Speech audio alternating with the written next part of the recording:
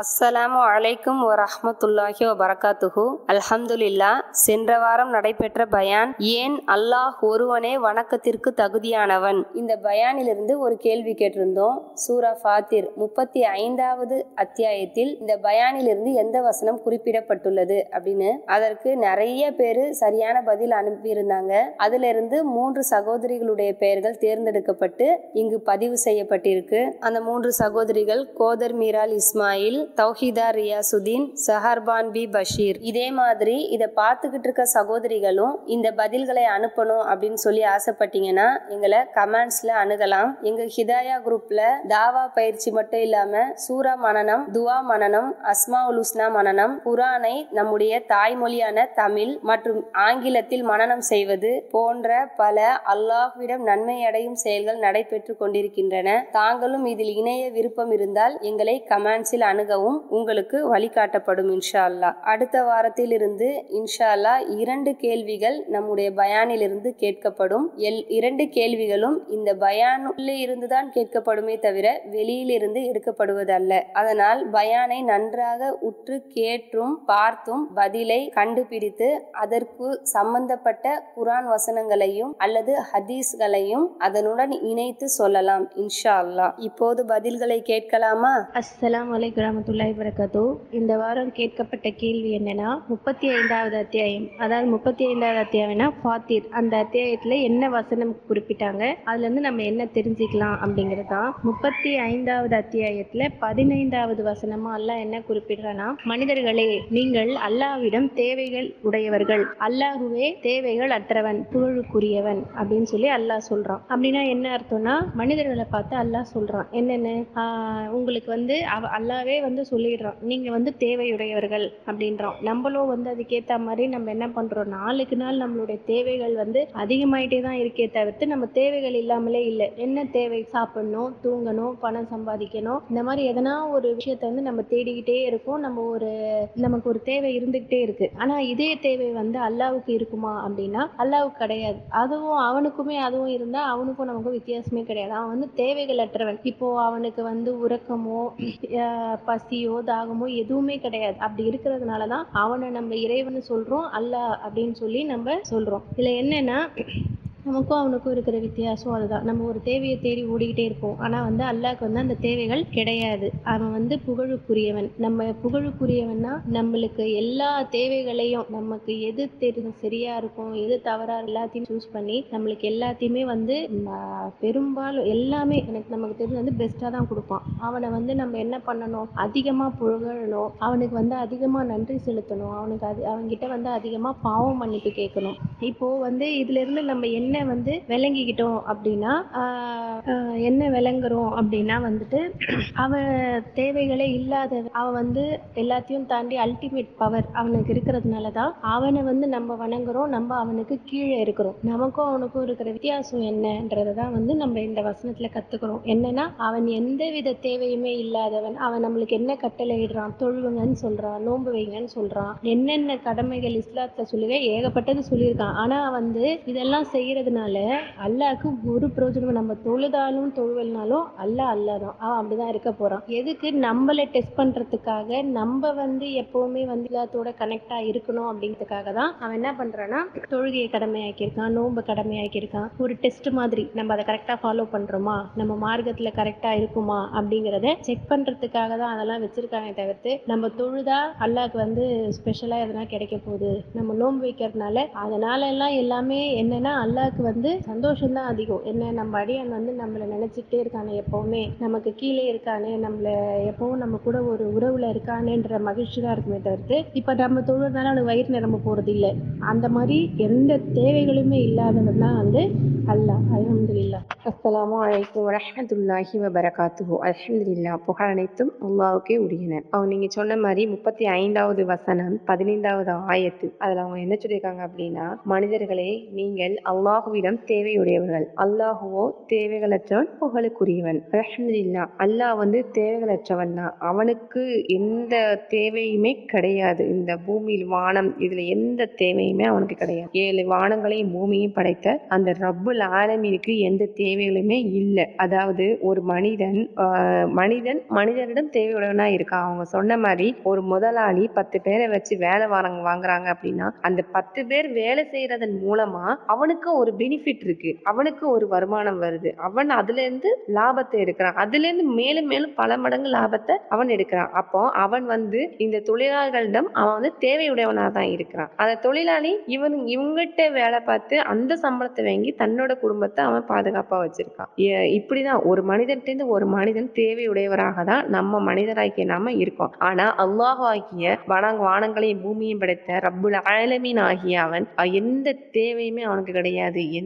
அதாவது நீங்க இதை செஞ்சா எனக்கு இது தேவை, அதனாலதான் நான் இப்படி செய்ய சொல்றேன் அப்படிங்கிறது கிடையாது. அவனை வணங்க சொல்றானா, அவனை தொலை சொல்றானா, அது யாருக்காக? நமக்காக. நம்ம நாளைக்கு மறுமையில வெறுங்கையா போய் நின்ற கூடாது அப்படிங்கிற நம்மளோட நன்மைக்காக தான் அதையும் அவன் சொல்றான். என்னை வணங்குங்கள், வணக்கத்துக்கு தகுதியானவர் அல்லாஹ்வை தவிர வேறு யாரும் இல்லை. அந்த ரப்புல் ஆலமீனுக்கு எந்த தேவையுமே கிடையாது. அவனுக்கு நிகர் அவன் மட்டுமே. அதாவது நான் சுருக்கமா சொல்லி முடிச்சுக்கிறேன். அதாவது நம்ம ஷார்ட்டா நம்மளே எடுத்துக்கோங்க. நம்ம வந்து என்ன நினைக்கிறோம், இப்ப நம்ம ஃபேமிலியில ஒரு பையன் இருக்கான். அப்போ அந்த என்னோட பையன் தான் இருக்கான். அப்ப நான் என்னோட பையனை நான் என்ன செய்வேன், நல்லா படிக்க வைக்கணும். நீ இந்த இதுல நீ வேலை பார்ப்பா, நீ நல்லா படிச்சு நீ ஃபர்ஸ்ட் ரேங்க் வரணும். ஃபர்ஸ்ட் படிப்புல இருந்து ஆரம்பிப்போம், அப்புறம் இந்த வேலையில நீ ஜாயின் பண்ணு, இதுல நீ நல்லா வருவ. எதுக்காண்டி நம்ம பையனை நம்ம நல்லா படிக்கணும், இந்த வேலையில நீ இதுல நல்ல சிறந்து வருவ அப்படி நம்ம எதுக்காக நம்ம வந்து சொல்றோம், என்ன காரணம் இருக்கு நம்மளுக்கு, அதை வச்சு நம்மளுக்கு வந்து என்ன இருக்கு, நம்ம வந்து இல்ல நம்ம பையன் நல்ல மாதிரி இருப்பான் அப்படிங்கிற,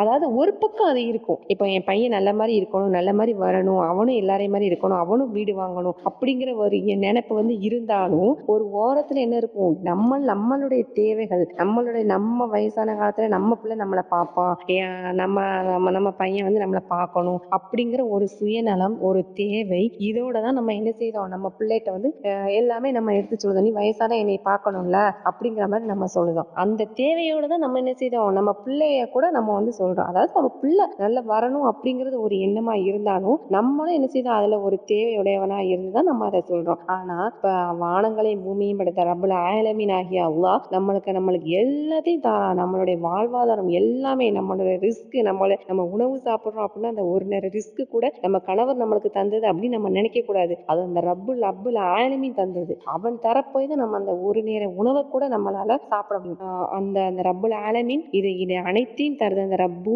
நம்ம பிள்ளைகிட்ட நம்ம வந்து ஒரு படிப்பு விஷயத்துல கூட நம்ம வந்து தேவையுடையவனாக நம்ம சொல்லிக்கிட்டு இருக்கோம். ஆனால் இந்த அகில உலகத்தை படைத்து வரைவழைக்கிற எல்லாம் அல்லாஹ் வந்து எந்த தேவையுமே அவனுக்கு இல்லை. நம்மளை வச்சு அவனுக்கு வந்து எந்த தேவையுமே கிடையாது. எந்த விதமான இது பலனும் அவனுக்கு வந்து இல்லை. அவன் வந்து புகழுக்குரியவன், அவன் தேவைகளற்றவன். அந்த ரப்புல் ஆலமீன் ஆகிய அல்லாஹ் தேவைகளற்றவன், நிச்சயமாக வணக்கத்துக்குரிய புகழுக்குரியவன். அந்த ரப்புல் ஆலமீனை புகழ்வதற்கு வார்த்தைகளே இல்லை.